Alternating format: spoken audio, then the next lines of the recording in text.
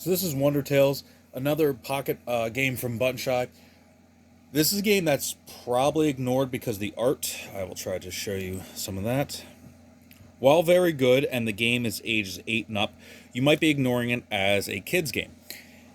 The solo mode for this, is which is what I'll be covering and making references to what's different from the regular rules, is actually surprisingly deeper than you would assume from such a simple game, and that's actually its strength. So let's move this stuff out of the way. So we'll start with the reference card. What you're looking at is the shapes that are going to happen. So round 1, we're doing this 3 down, 5 across. Round 2, we're doing a 4x4, and then we're doing this pyramid round 3. Now, normally, you're trying to win the round and go from there. In the solo game, you're just counting up points. The AI, Rumpelstiltskin, starts with a 50-point lead, which seems kind of insurmountable, and until you get really good at the game, kind of expect to be down by quite a bunch. So I'll slide that out of shot, and we'll get to what we're doing. So we're going to take our deck, right there, shuffle it up. Now, after you get your deck, you're going to take the top card, flip it over to red. All the plays that have to be made have a little priority system. It's not quite a flowchart. It's a quick little check set of rules. You'll see very quickly how this goes. So that's the beginning. That's set. This is basic setup. Then you will get first card blue. That's your hand. That's been set up. Now the actual terms. Top card goes to you, blue. You will have 2 cards to play with. In the normal game, you will have a supply of 3. Here you only have a supply of 2. So from this, because I want to try and cancel that out, I'll set that up there. Now, if I'm in round 1, I'm just doing the 3x5, so on and so forth. They're going to take the next card with a few caveats and priorities. First, they want to touch the last card that you played. So either way, this card's going to flip over to red. We'll go there. They want to touch the last card you played. They want to definitely be in the tableau shape. And they want to touch as many cards as possible. And then if that decision is still, kind of tied as things go, which would be this way, it's going to place above, to the left, to the right, and down in that priority order. If that cannot be succeeded because of the restrictions of the tableau, then it kind of goes from the top to the right and kind of scans the next possible position and then resolves. So from this, because we're a little wide open, we still only have, that 3x5. They are just going to go, oh, well, the decision is it has to touch. Okay. It has to go in tableau. That part's still good. So, and because there is no touching more than one card, it'll go here to the top. Our hand will then gain a second card. Now we're able to place wherever we want, as long as we're still in the tableau. I really don't have anything that, really seems to be benefiting me. I know their next card is going to be the witch, and we're going to resolve that. The witch and the stepmother are going to try to play next to whatever card I just played, if possible. So I'm going to see if I can trap them. Because here, Gretel does not want to be next to the witch or stepmother, and since I know that's coming next, I'm probably going to play Little Red Riding Hood. I will place her here. Since I know the next play is going to be the witch, flip, touching the most number of cards. The example, of course, would be if I went here, it's going to want to go here first because it's touching more than one card. But it'll go to the top and then flip. We're still in that 3x5 tableau. We've just established our top third row.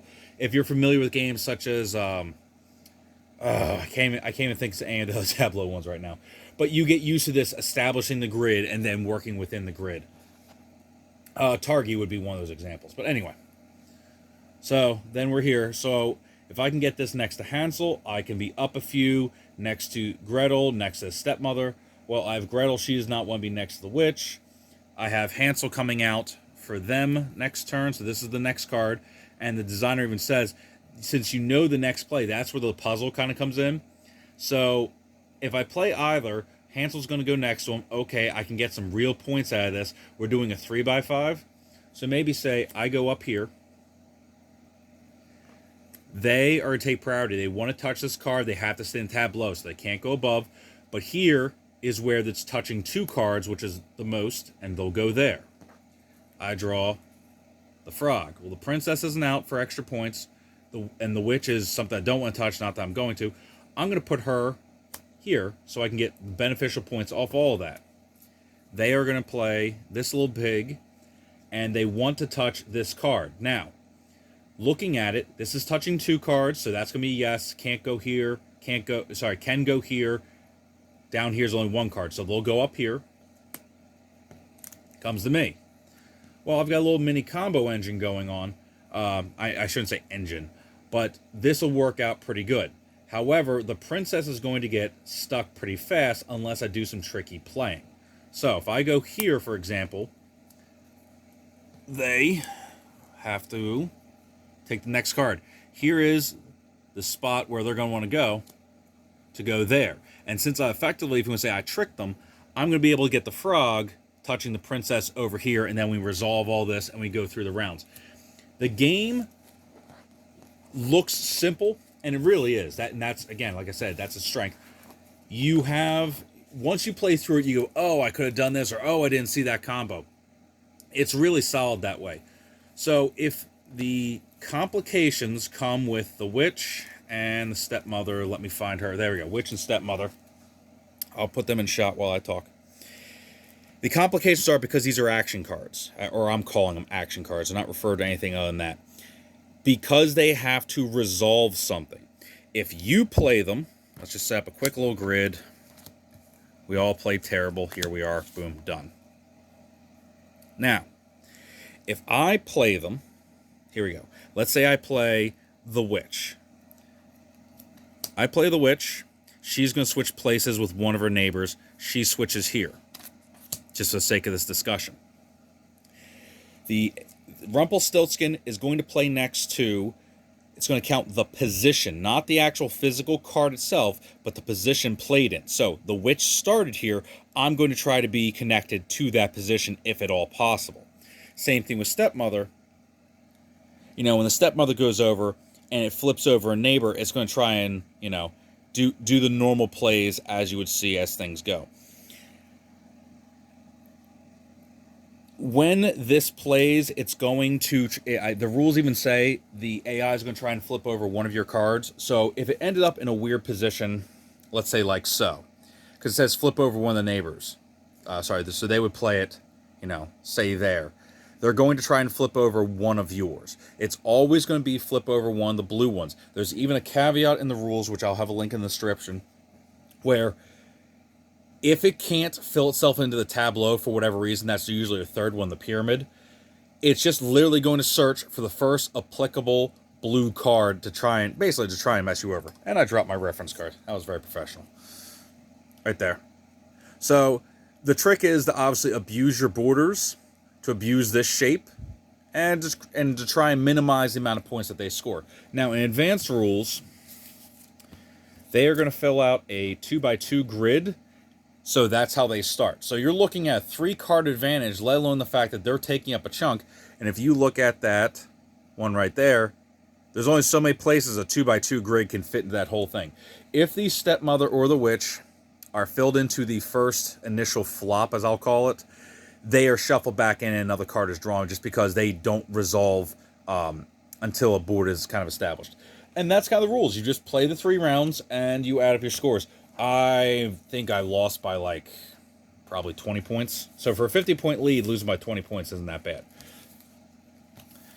And that's Wonder Tales. So with the link in the description, this is a game where if you are able to get it, whether you're part of the Button Shy Board Game of the Month Club or you have kids, this is something that still can travel with you and still be a very good solo challenge. I would put it akin to Hero Tech, if you're familiar with our Button Shy games, because it's something you didn't think was going to have a solo mode. The solo mode doesn't seem that good because it's, you have to find the right position and go from there. The challenge is very real, though. The rules they're going to fit on probably a 2-page, pamphlet if you try to print them out, or even, a double-sided card. It's very good. I'm very surprised by it. I think the length of the rules and the specificity of them, how specific they are, that really hides how good of a game this actually is. So hopefully you'll give this a shot. Hopefully this helps you out, because the solo mode does have a few differences. The biggest ones are how big your hand is, and obviously the fact that you have an AI that's going to move around, and you will always play 3 rounds. So that's Wonder Tales Solo.